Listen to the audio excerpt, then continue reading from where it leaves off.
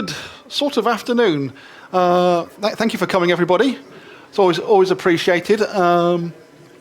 Whenever we do these RISC North shows, as an organizer, all we really want is lots of people having fun at the show. So hopefully you're having a good time, and thank you for coming.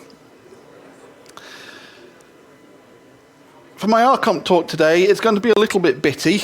There'll be a bit about software, and there'll be a bit about hardware and the computers that we sell. I'm going to start today with our new program that we've just launched at the show, which is called MailPrint. And MailPrint is designed to help you use modern inkjet printers with RISC OS computers without having to resort to programs like our Uniprint software, which requires you to have a Windows PC or possibly other platforms, if you can get it to work on those other platforms. MailPrint is entirely a RISC OS application, and it allows you to send your print jobs, as the name implies, via mail to modern inkjet printers from companies like Epson and Brother and some models of Canon and HP. It also includes a mode called Cloud Print mode, which is designed to help you with other printers that aren't supported via the main MailPrint. One of our Canons, for example, didn't work with the main MailPrint mode, and the Cloud Print let me print to that using a cloud service.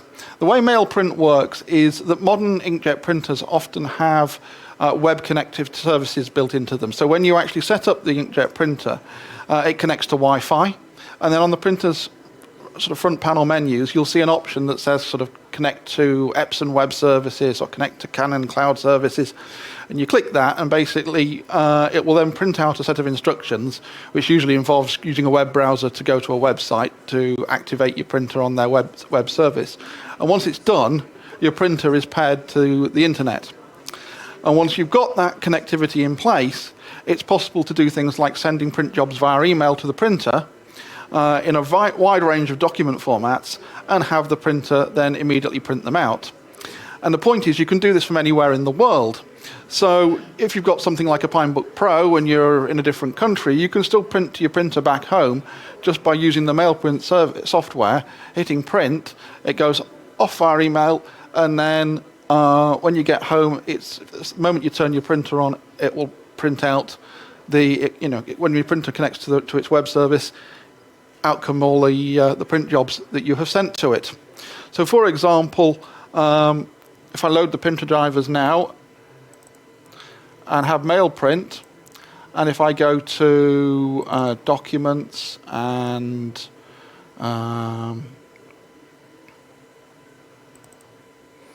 let's see, let's try and find well,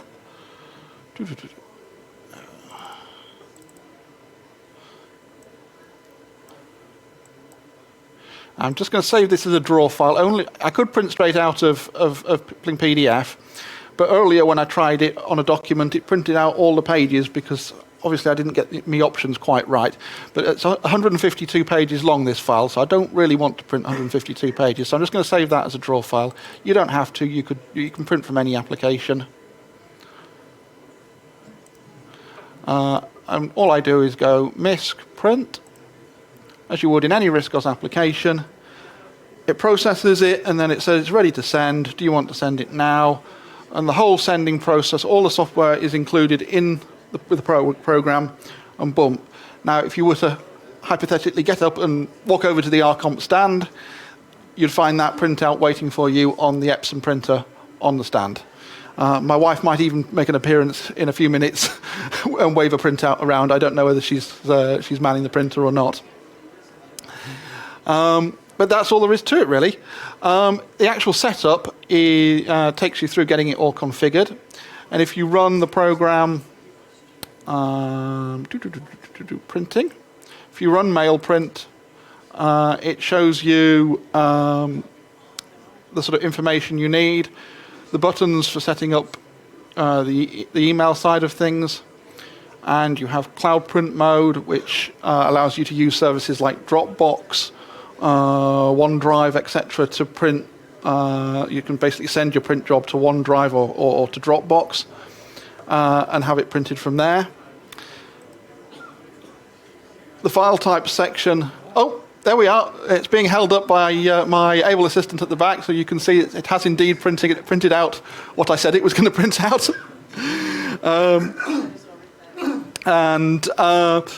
One of the nice features of this is that there are a range of different types of formats supported, including a full range of Microsoft Office format things. So if somebody sends you, say, a PowerPoint file that RISC-OS can't otherwise handle, you can just drop that into MailPrint, and MailPrint will send that to your printer and print it out for you, even though RISC-OS has no idea what to do with the PowerPoint file. So it means you can actually handle and get printouts of documents and things that you couldn't otherwise handle on RISC-OS. So, if you've got to work, if you're doing sort of working from home and somebody sends you a PowerPoint presentation or an Excel spreadsheet or an Office, Word document that doesn't work very well in TechWriter, no problem. You can get that printed out with MailPrint. You can also, this was an idea suggested to me by Google AI while I was doing a search last night. I'm not an AI fan, but I was quite interested to see it suggest this. Most printers have an app on your phone, and you can set MailPrint to just email to your phone. And even if your printer you can't email direct to your printer, if you've got an app on your phone, you can have MailPrint send it to your phone, and then you can just tap on your phone to actually have it come out of the printer. So it basically unlocks a wide range of inkjet printers without needing to have a Windows PC to run Uniprint or something like that, which basically has got to be a good thing for RISC-OS users because, more printers is better. So this is MailPrint, and if you want to come and see it live on the stand and print out more things, come and check it. Come and check it out. It's being sold for £25 today, and that includes a copy on a physical CD, although if you've got a USB stick, I'm happy to put it on a USB stick for you, and a printed manual to guide you through getting it all set up. On the software front, we have, I can't really demonstrate it, but there's a new version of the Photodesk graphics package. That's a free upgrade to anybody who's previously bought Photodesk from us in the last sort of probably 5 years. And there's basically sort of an A4 sheet's worth of changes, lots of bug fixes based on various people's reports, and sort of half bug fixes, half enhancements and new stuff. Basically sort of fine-tuning the way things work to make it more sensible, and making sure that everything that's in the manual matches, that does indeed work the way it's supposed to. We've got one of our testers went through religiously checking everything and making sure that everything did work the way it was supposed to work, and that's resulted in quite a lot of additional fixes and improvements in the latest Photodesk. So that's, as I say, a free upgrade to anybody who's already bought it.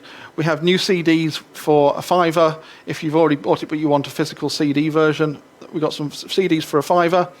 Or if you haven't already bought Photodesk, then the full price is £45, I think.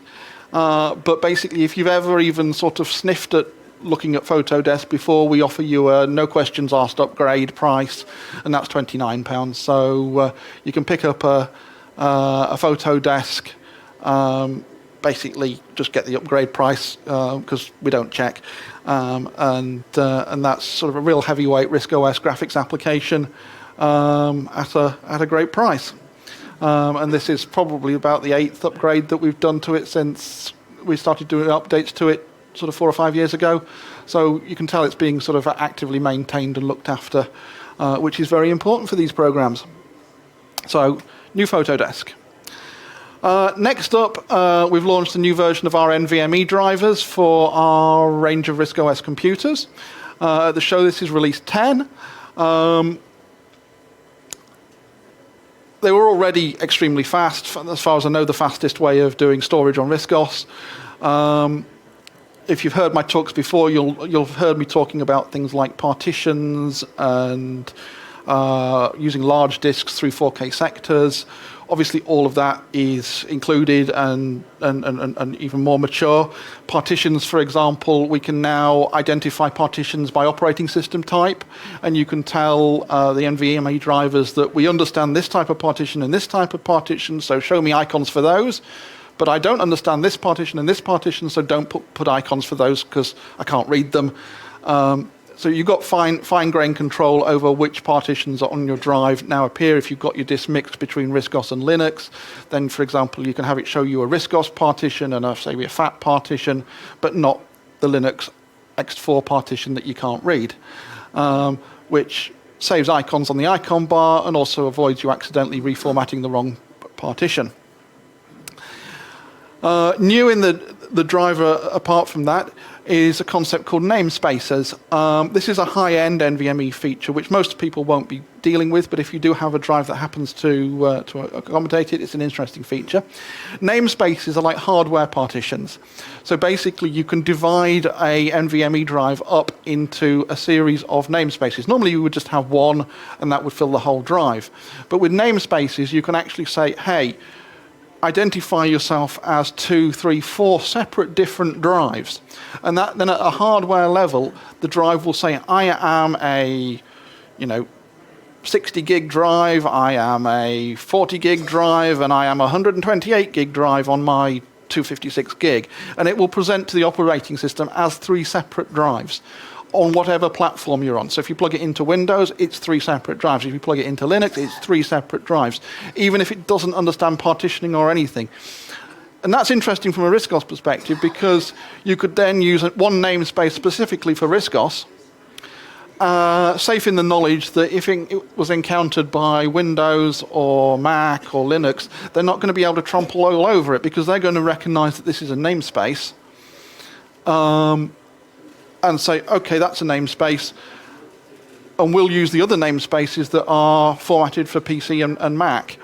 And so, because the drive is actually literally presenting that at a hardware level rather than it being relying on software, you avoid sort of compatibility issues with other platforms.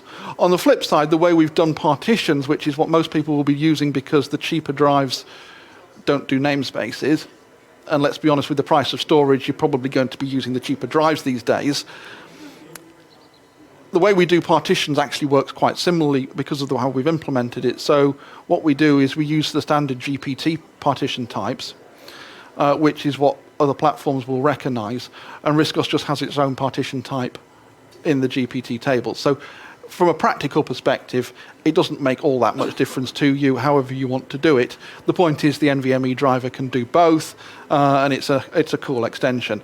The way we do the partitioning for the regular partitions, RISC-OS actually sees each partition as a separate drive anyway, which is quite useful from a formatting perspective. And it allows RISC-OS partitions to exist anywhere within a 64-bit space, because the NVMe driver is already 64-bit aware, which means you can deal with giant drives, 4 terabyte, 8 terabyte, you name it. NVMe drives will work out the box, and you can then just have a RISC-OS partition anywhere you like within that 8 terabyte space, or you can have multiple ones, or you can mix and match RISC-OS and Linux and Windows and FAT32, and however you want to do it. Our system will deal with it. As part of the operating system detection stuff, it also knows about a little thing that Windows does, which is if you format a drive or partition a drive on, plug it into a Windows machine and tell you to format the NVMe drive, it will actually create a hidden partition over the first sort of 16 meg of the disk. So when you think you've got one drive with a big partition on it, in fact you've got a tiny little partition and a big partition, because that's how Windows does it. The new version of the software understands that that 16 meg partition at the beginning of the drive is basically to be ignored, and you won't lose a stupid RISC-OS icon on the icon bar for a 16 meg partition that you're not meant to use. So again, latest tech, just better, basically. It understands more, it does things better out the box. On top of that, there's all the work we've been doing on smart and disk testing and verifying. So for example, I can run the NVMe Tools software, which comes with our drivers, and I can click Smart Status. You can see a lot of information about my NVMe drive in this computer. I should say for this part of the demo, I'm using the little tiny mini Pi computer that we do. And that's got a 256 gig NVMe drive and a 256 SD drive. You can see here it tells us a little bit about how the usage of the drive, its temperature. You see it's all color-coded at the top right, so we can see it's a healthy drive, 100% life remaining, and we're currently ticking over at 30 degrees Celsius, which is a very trim and healthy. It's dropped to 28, so clearly it's getting a nice cool breeze. New in the latest version is the smart self-testing system. I won't do that because we don't want to bog the drive down for running self-tests. But basically, it allows you to tell the drive to check itself for any problems. And if it encounters any problems during a self-test, then you can get that information reported back to you so you know that you've got a problem with the drive. Again, it's all ensuring that your drive is in tip-top condition. And if you've got any concerns about your drive, you can check whether it's healthy or not. Obviously, this kind of information is, I find it interesting. You may not, I don't know. But being able to get the very fact that you can get this kind of information now on RISC-OS, which you couldn't otherwise do, I think is pretty cool. As I say, as a geek, I like to see the information about how my components are running, what temperatures they're running at. I find it interesting. But as I say, just the knowledge that you can, if you're having any trouble, access information about your drive from within the software is pretty cool. So we've talked about, I haven't brought one of the massive disks with me. At the London show, I think I had a 4 terabyte drive, which I was flashing around and showing how RISC-OS could take advantage of that. I haven't done that this time because 4 terabyte drives have shot up so much that you're probably paying £1,000 for 4 terabyte drive. It's absolutely ludicrous at the moment, so I didn't do that before this show. Sorry, guys. The reason I chose a 4 terabyte at London was because the way that the numbers work out, anything above 2 terabytes requires 64-bit support, put simply. So with a 4 terabyte drive, you couldn't use that if it wasn't for the 64-bit support that's baked into these drivers, which is pretty cool. And to be fair, I think the seal is really how it's been. This technology has been received by the market. Other companies now have come to see the benefits and started putting their own products out using the block devices system that underpins this. The NVMe stuff is exclusive to us, but the block device technology we've released as open source to everybody, so anybody can build on top of the block devices system. And now several other companies have put out drivers for different bits of hardware, different projects, using the same block device technology because they believe it's to be, because it's the best, basically. So, NVMe drivers, latest versions, powered by block drivers, best tech out there for storage. That's the other thing. We now also have ROMs for Raspberry Pis that have the drivers built in, so you can literally boot directly from NVMe with the latest versions. I personally, one of the machines on the stand does that just to prove that it's all working. Me personally, I quite like the ability to soft load the drivers because that means you can take a ROM from anywhere. So you can use a rule ROM, you can use a ROD ROM, you can use an R-Comp ROM, you can use your ROM wherever you want, nightly build, whatever, and then have the drivers combined with that when you boot up. I think that's pretty, for me, I like the flexibility that offers. But other people say, well, actually, Andrew, I'd really just like to boot directly from the NVMe drive, and I don't really care. In that case, we have the built-in ROM. You can just stick the ROM on your onto your NVMe drive and literally boot your Pi directly from the NVMe drive all the way through. So, however you want to do it, we got you covered. So. Yeah. I think that's largely it for software. We did the October show, we did NetFetch 6 and a new version of Fireworks word processor spreadsheet software. If you're interested in those products, I suggest you come over to the stand and have a little chat with me, and I can show you what's new in NetFetch 6 and Fireworks. But bottom line is, since Warrington last year, those are new too. Moving on to the hardware front, the actual computers that we're offering are largely unchanged because, quite frankly, they're pretty much the best you can do with 32-bit RISC-OS hardware. We have the Next and the Hydra as the sort of premium desktop machines. Next and Hydra basically share the same motherboard, so you can upgrade from a Next to a Hydra. With the Hydra, you get up to six processors. On the Next, it's just a single processor, but it is on the board that can take up to 6. So you know, it's the same tech, just presented differently at different price points. Next is more about mainstream RISC-OS workstation in whatever case you fancy. If you want a CD drive, things like that, you can do that. Or if you just want to have a small box, we can do that. You know, your choice. Hydra, which is this guy here, provides the sort of multiprocessor experience with up to 6 processors running simultaneously, a bit like RISC PC used to have multiple processors all doing their own thing.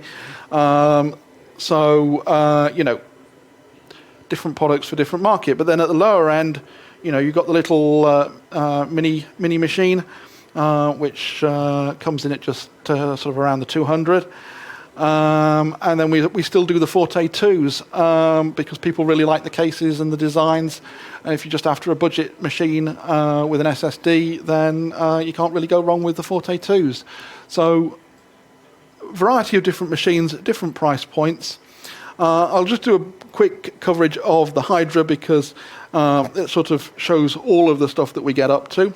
I'm just going to connect up the HDMI port from that to there and there.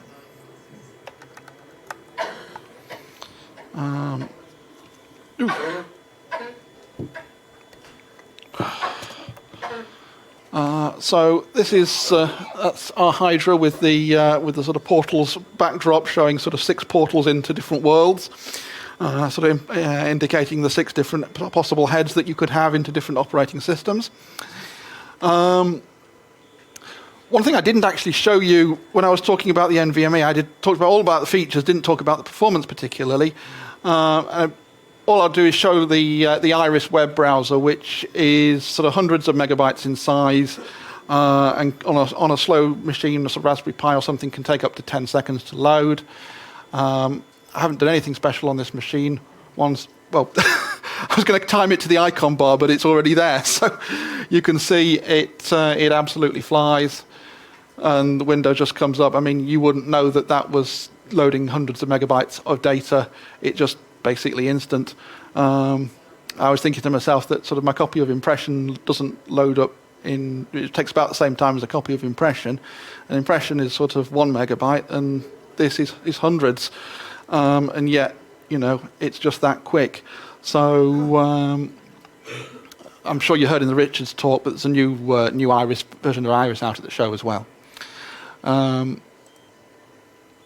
With the Hydra, you have, in this particular one, I've got 3 heads. I don't know whether you can see, but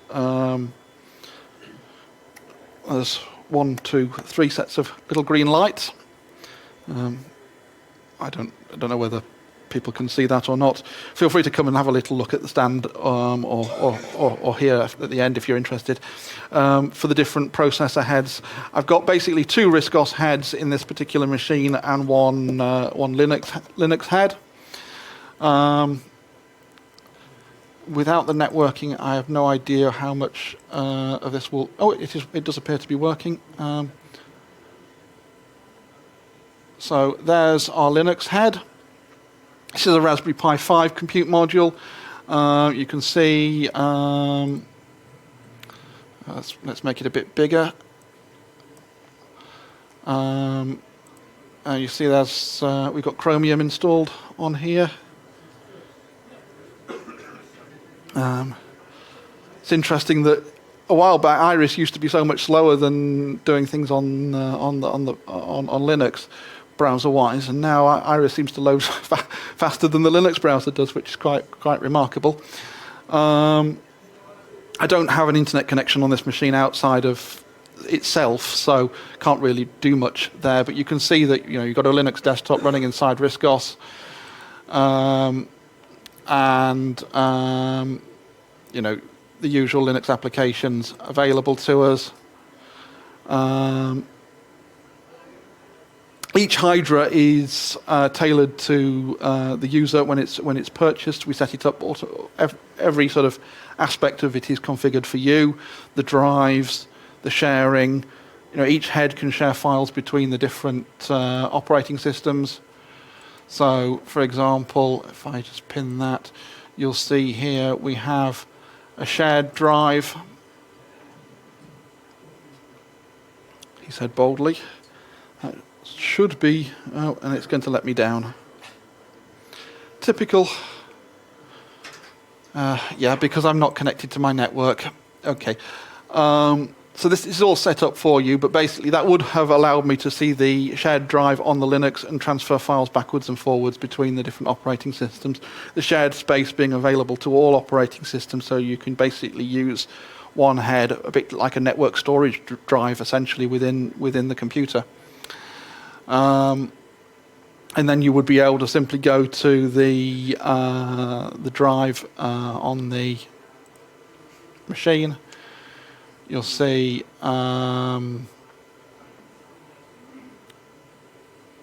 we should have. I think I've been messing around with this machine on my own time. I'm not normally at the top here. I would see a Hydra share folder, but I think I've been messing around with this one and switching the drives around. So my apologies. That's not doing what I intended it to do for the demo. Should practice these things before doing the talks, really. But the point is, when it would ship to you, you would have shared drive allowing files and things to be stored and accessible on all the heads. And you have access to the Linux applications, you have access to the RISC-OS applications, they can all work together. And you can even copy and paste information between the two platforms, so you can sort of highlight something in Chrome and copy and paste it directly into a RISC-OS application. So you can also see on this machine we've got NVMe M4 and 5, which are two partitions on the NVMe drive. This is a 500 gig drive, and we have two 256 gig partitions on there. We could have done it as one 512 as a 4K drive, but it's quite fun to see the partitions in action, and that's quite nice because you can back up from one partition to the other for data. Where possible, we always try and sell machines with twin drives. So you'll see this one, as well as the NVMe, also has one called System, and that's a 256 gig drive, so that we can back up the 256 gig primary partition onto the secondary drive. The purpose of this is that it makes recovery and data backup a key part of the computer. So all our machines ship with a copy of our Safe Store backup software, and that can actually automate the backup of your data onto a secondary drive. So basically, when you are using the computer, we take your data seriously. So it's very easy just to sort of go to boot and go to Safe Store, backup jobs, and literally say, okay, my work is in documents, and I want it backed up to, in this, I'll do it to NVMe 5, bump, and there's my data backed up with Safe Store. And then you can set that to run on a schedule.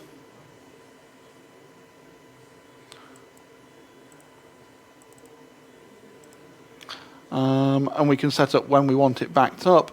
The point is that with multiple drives, if any one of your drives failed or gave you difficulties, or even you just accidentally sort of deleted things that you didn't want to, the system is provided in a way that you can easily set up the backup to use your other drives that we supply, so that out of the box your data can be protected with the way the computer is supplied. So it's all a case of trying to take your data seriously, take recovering the machine seriously in case of problems. Hopefully you never have a problem, but if you do, we have a recovery system supplied with a computer so that you can have it all, get it all back together. Shipping state, disk image, ROMs, formatters, you name it, all ready to go so that you can get yourself back up and running in case of problems. And so it's basically a combination of trying to deliver you computers that are best in class, as fast as possible, as reliable as possible, as protected as possible, and as supported as possible if you have anything that you need help with. Obviously, I've been doing this for a long time, and I plan to do it for as long time to come. And I hope to be of help to anyone who needs it. That's the RISC-OS way, isn't it, really? So, yeah. I think I'll stop there, because I've been talking for a while. Does anybody have any questions about any of the stuff that I've talked about? Would it be useful to run a DHCP server on the main heads? So that way, at least the Linux heads can get a DHCP lease from RISC-OS, for example. Yeah. Because as we demonstrate there, but you're not on the network. However, if RISC-OS is doling out IPs, all the other ones you can then quite happily share, and you're not connected. Yeah. As far as I know, there isn't a RISC-OS DHCP server. That's the slight fly in the. But I'll just have to write one. I know there's so many hours in the day, not a problem. No more sleep for the next 6 months. Yeah. No. Yeah, indeed, that kind of thing would be a useful thing. I mean, the IP addresses actually are not the problem. I think looking at what I saw on the disk. For some reason, I think I've put an NVMe drive on that machine where I haven't set up the disk sharing. So I think that was what was actually wrong, because I couldn't see it where it should have been in the file explorer. There should have been an entry for Hydra share, and I didn't see it. So I think that was actually my mistake, because this is my own Hydra, and what I tend to do is I move the parts around when I'm testing things, and I think somewhere between October and now I've swapped the drives around, plugged the wrong one into the thing. So. That's on me. I'm sorry. But yes, I mean, one of the things I actually thought would be a good use for our head is actually running things not just DHCP server, but also things like sort of SSL secure server. What's the term? Sort of Nginx type.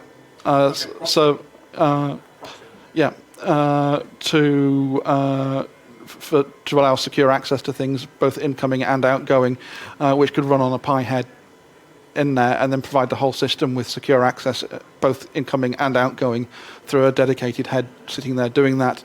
Would be quite fun. Each head in the Hydra has access to the network, both internally and externally, and then you have 2 network ports out the back for connecting into your actual network switch.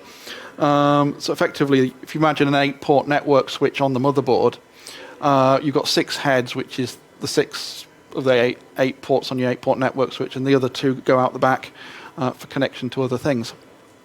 And then all the heads communicate with each other through the different internal network connections internally. So, yeah. You can do some pretty fun stuff with it, although most people just tend to have a RISC-OS and a Linux, or 2 RISC-OS. 2 RISC-OSes and a Linux is quite a popular combo, because it means you can have like one that's your main one and a secondary one that's sort of kept more in a sort of virgin state for testing software. If you're developing programs and things, it's quite useful to be able to test on, like an off-the-shelf rule, RISC-OS Open 5.28 or 5.30 or whatever version of RISC-OS out of the box, so that you know that if somebody downloads your program, you know it's going to work on a absolutely virgin machine. So some people like to have that for testing purposes, or I think one customer does presentations, and he has one head as his presentation head, so he sets it all up how he wants it, and then the other head is the main one he actually does his real work on, and that way he can separate what everybody sees from what he sees. So different uses for all the different heads. And you can upgrade between them. So, and as I say, remember we're using the same motherboard for both Next and for the Hydra, so you can upgrade between, whatever you purchase from us, there's upgrade paths and things for you. Any other questions? Oh, okay. Well, thank you for listening. Hope I haven't been too boring. If you think of any questions afterwards, you know where the stand is, or if you want to come and play with any of the stuff, all the stuff I've talked about is on the stand, and I do like it when people play with the stuff. So come over, have a play, even if you're not that interested, have a play, and because that's what it's there for. That's why we set it all up. So come have a play and have a good time at the show. Thank you.